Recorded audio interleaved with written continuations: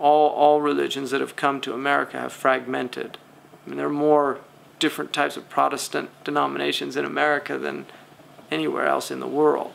And Judaism, this is where the first female rabbis were you know, given their rabbinates, and the same is true for, this is where the first female ministers and priests in Christian tradition came from America. So the fact that there's American women now that are leading Jummah prayers and things like that, it's not surprising. That's part of America. But I think normative Islam is a religion that has been strikingly resistant to Protestant impulses in religion. So orthodoxy will remain strong in Islam. Now, the orthodoxy of today would be unrecognizable to Muslims 150 years ago. So, but the basic, you know, beliefs, the creed of the majority of Sunni and Shia Muslims are creeds that were espoused over 1,000 years ago. So from that point of view, I think, you know, Muslims will hold to their orthodoxy. I mean, that's been part of one of the striking features of Islam throughout history. So, but that doesn't deny the fact that there are going to be other manifestations of Islam in America, and there already are. And I mean, I know a very brilliant musician who's a Muslim in America that many Muslims would not consider her Muslim, whereas she is, and she believes in Islam, and I consider her a Muslim. But there are Muslims that just, by her lifestyle and her outward appearance, they would just not consider her a Muslim, but she's a Muslim. So, you know, you're going to see that in America. Any other questions? Eric? I didn't ask about Kenya. I'm not going to. No, I wasn't going to. He grew up in Kenya, so that whole Obama experience and the tribals. No, I actually wasn't going to ask about Kenya. No, I was just going to say it's just really interesting having this discussion, talking about the culture and the coarseness of the discourse sometimes, the stupidity of the electorate.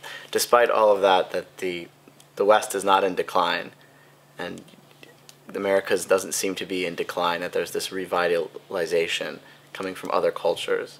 I think that's a really interesting point and a good message.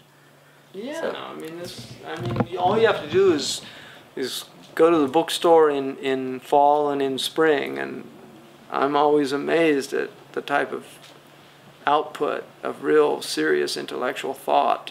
That's not happening, and it's happening, you know, in Europe, and I think maybe in some parts of Asia, and even to a lesser degree in the Muslim world, in very lesser degree in places like Turkey, and you know, there's intellectuals in Pakistan, there's intellectuals in Egypt, but not to the degree, the vibrancy, I think, that America has. I mean, there's still a lot of intellectual activity in this country, and as long as there is, there's going to be strength. The fact that, you know, you're studying international relations, a lot of Muslims would think that's just crazy to study history. Like, why would you go to school to study history? Well, that's a culture that is dead. Yeah, because a culture without history is an Alzheimer's culture. You know, they're suffering from dementia. You know, they have no memory. You know, the memory of their people is gone. And historians can, you know, I mean, if you look at the most influential people in the United States, they're not engineers and doctors. They're social scientists. They're historians. Many of them have undergraduate degrees in literature, you know. So, but history is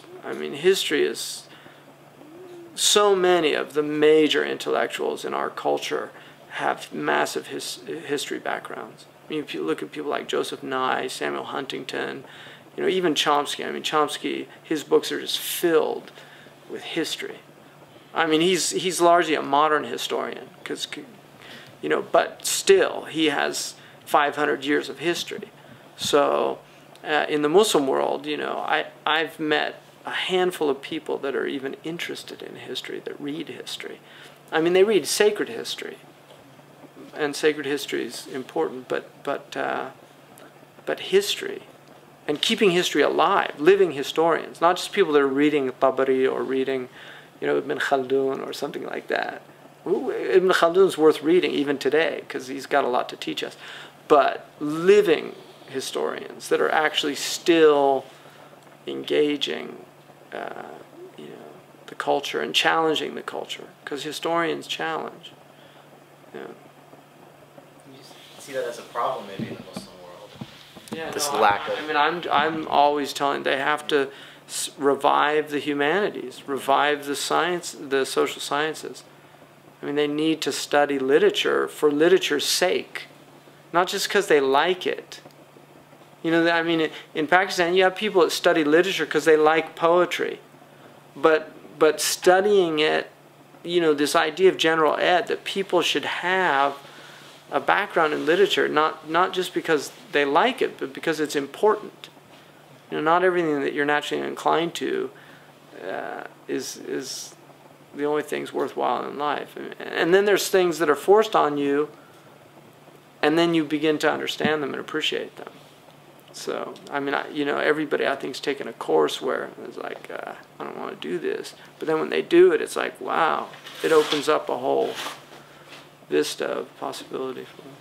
Well, thank you so much for a fascinating evening and session. Now, I want to conclude this with your reading from the Quranic verses there, so we can hear you reciting in Arabic. Oh, from the, okay.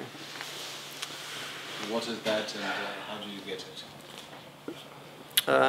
That is actually the sandal of the Prophet ﷺ. It's a, you know, his sandal, which is in the Topkapi Museum.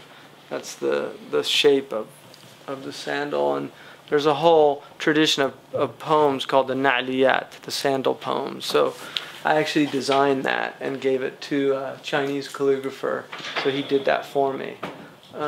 And then it has the verses in the Quran. Bismillah ar-Rahman ar-Rahim. لَقَدْ جَاءَكُمْ رَسُولٌ مِّنْ أَنفُسِكُمْ عَزِيزٌ عَلَيْهِ مَا عَنِتُّمْ حَرِيصٌ عَلَيْكُمْ بِالْمُؤْمِنِينَ رَءُوفٌ رَحِيمٌ إِن تَوَلَّوْا فَقُلْ حَسْبِيَ اللَّهُ لَا إِلَهَ إِلَّا هُوَ عَلَيْهِ تَوَكَّلْتُ وَرَبُّ الْعَرْشِ الْعَظِيمِ, which is, there's come a messenger from among you who's merciful and compassionate towards you, and it grieves him what causes you to suffer. Yeah. Thank you so much. Okay, I think we had tea for you. Is there tea? So, I know Frankie wouldn't mind a cup of tea. Yeah. You don't want to impose... No, I think it was already, I think it's all ready. So.